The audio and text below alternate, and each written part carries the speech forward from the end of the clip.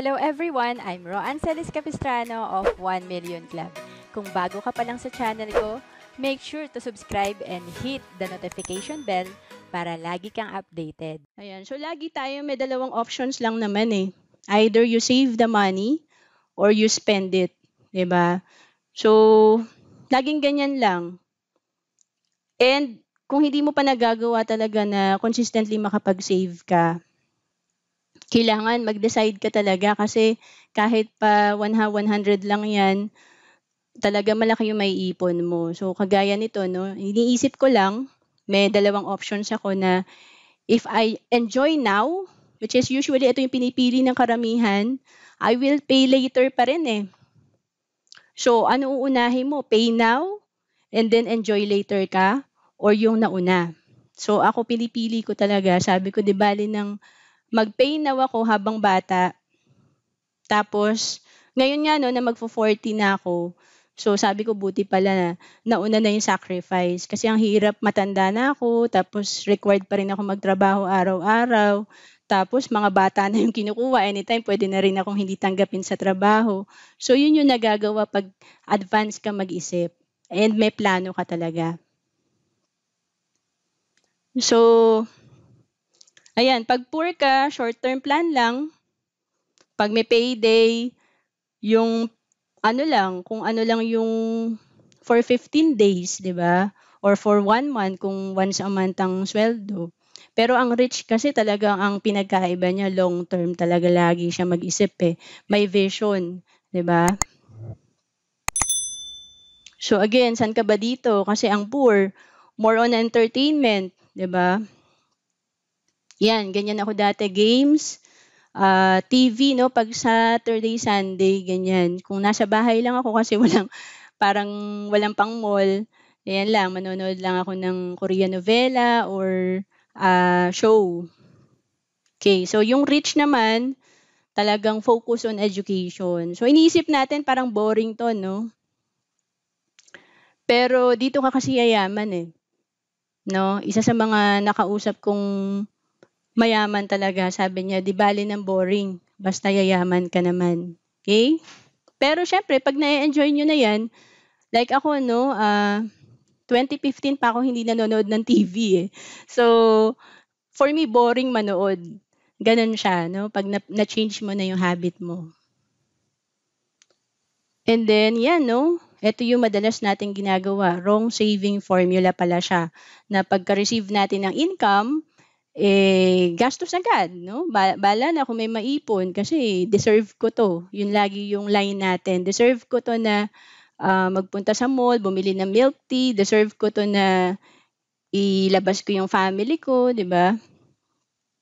So, ito yung long term na perspective. Ibig sabihin, may sacrifice kang gagawin ngayon para yun nga, no, may reward ka.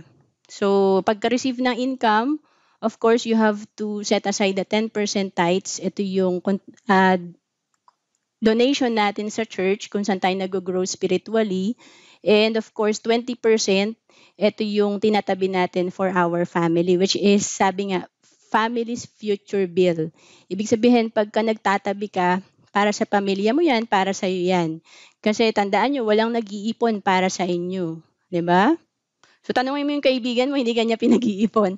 Baka nga utangan ka pa niya or kapatid mo. 'Di ba? So, yung natitira, 70% yun yung pagkakasyahin natin sa ating expenses and kung gusto pa natin i-reward yung sarili natin. Okay? So, actually, sa umpisa lang siya mahirap gawin. Kapag may investment ka na, di ba? Hindi mo na ililimit yung sarili mo eh kasi nag-grow na rin yung money mo. 'Di ba? So sa umpisa lang kasi kailangan disiplinahin mo talaga yung sarili mo. Okay? So every great investment starts early and small. So wag niyo kakalimutan 'to. Kailangan as soon as possible i-apply mo na siya. So ako I started investing at the age of 28. So magpo-40 na ako. So medyo late na rin, no? Compare mo sa yung iba kasi natuturuan ng magulang, less than 20 years old pa lang sila, marunong na mag-business, mag-invest. So, lagi ka lang walang regret kung basta gawin mo na agad siya. Okay? And hindi kailangan malaki. Kasi ako nagsimula lang sa 2,000 a month. So kahit maliit yan na halaga, basta every payday, every month, consistently, ginagawa mo siya. So pakitype nga, early, tsaka pakitype yung small. 'Di ba?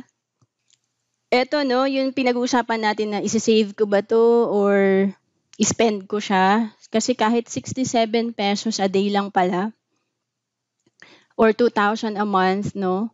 Pwede siya maging 420,740 after 10 years. 'Di ba? So kung na-invest mo yan ng tama. So yun yung gusto ko sa IMG, na ma-maximize ko yung growth ng pera ko. Kasi actually, meron akong bank account. So kami ng asawa ko, joint account. Recently, ang kinita niya, 140 pesos. And then, yung isa kong account dito sa IMG, investment account, kumita ng 27,000. So imagine the difference, 140 versus 27,000. 'Di ba? So ang laki ng difference. Kaya importante talaga nag-i-invest tayo sa financial education. And of course, kung 20 years mo 'yang gawin, lalo na no, sobrang swerte mo kung bata ka pa. 1.5 million after 20 years. So kung lahat pala ng gagraduate sa college, maturuan natin mag-invest, no? From the start pala ng trabaho, lahat magre-retire ng may 1.5 million. Kung 2,000 a month lang, di ba? So syempre, may stage ng buhay natin na napopromote tayo, nagkakanegosyo tayo, mas malaki talaga kaya natin malagay. And of course, after 30 years, grabe, ang laki niya, 4.3 million. 'Di ba? So ito yung power of compounding interest. So one day, your income will stop, but your need will continue. Naisip ba natin yan? So invest early, retire wealthy. No? So again, hindi kailangang magtrabaho tayo araw-araw or habang buhay kasi kulang lang talaga tayo sa financial education na hindi natin alam na pwede pala magtrabaho yung pera para sa atin. Okay? So again, ito yung problema natin pag wala pa tayong ipon, tsaka nasa active income pa lang tayo. So ibig sabihin, pag sa active income ka nakarely, or sa sweldo mo, di ba, na mamasukan ka, empleyado ka, ito yan, no? Meron tayong, napansin nyo ba, increasing talaga yung expense natin, no? So actually, this notes ko, 2012 pa to no? So applicable pa rin siya ngayong 2023. Increasing talaga yung mga gastos natin, permanente, 'di ba? Araw-araw kumakain tayo. Kung nagre-rent ka, permanent 'yan, hindi pwedeng stop pag wala kang income. And then, may temporary income tayo. Ito yung hindi balance kasi permanente yung needs mo, temporary yung income mo. Okay? So, kaya importante, meron tayong retirement planning. So, dito sa IMG, we have workshop 4 para i-explain yung retirement, no? Kasi lahat tayo talaga magre-retire And para may idea kayo, yung income replacement, ito yung formula natin for computation ng retirement natin. Ito, pwede na akong mag-retire, pwede na akong mag-stop sa trabaho. At ito rin yung formula natin kung sakaling breadwinner ka, magkano ba yung enough na life insurance or protection na kailangan mo. So, ang formula is annual income times 10. No? For example, kumikita ka ng 20,000 a month, annual income mo times 12, so 240,000 annual income times 10. Kailangan yung retirement mo na ma-build, yung retirement fund mo nasa 2.4 million or in the meantime na wala ka pang enough na 2.4 million, kailangan naka-insured ka ng 2.4 million. And kung kumikita ka ng 10% sa investment mo, meron kang 240,000 living on interest. 'Di ba? Kaya nga tinawag na income replacement formula, no? Kasi yung income na kinikita mo habang ikaw ay nasa active income pa lang at kumikita, sumisweldo, papalitan na ng kita mo ng interest, money working for you. 'Di ba? So, ganun din, no? Pagka naka-insured tayo ng 2.4 million, may peace of mind tayo kasi may kapalit na income yung nawala sa pamilya. Okay? So, ito yung diniscuss ni Sir Noel. Sabi ko, hala, ba't ganun may times 20 pa? Diba? Pakitype nga times 20. Sabi, grabe naman yung computation na yan. Parang hindi na siya achievable, no? That time na nag-attend ako na bago pa. So, kaya pala kung gusto mo talagang safe yung retirement mo, safe yung money working for you, at makonsider mo yung mga inflation, times 20 yung computation. So, ibig sabihin, kung kumikita na ka ng 240,000 per year, times 20, kailangan mo ng 4.8 million retirement fund. Kasi, halimbawa, conservative nga, kumita siya ng 5%, no? So, may 240,000 ka pa rin per year na passive income. Okay? So, ang sarap isipin, no? Lalo na pag meron na kayong perang ganyan.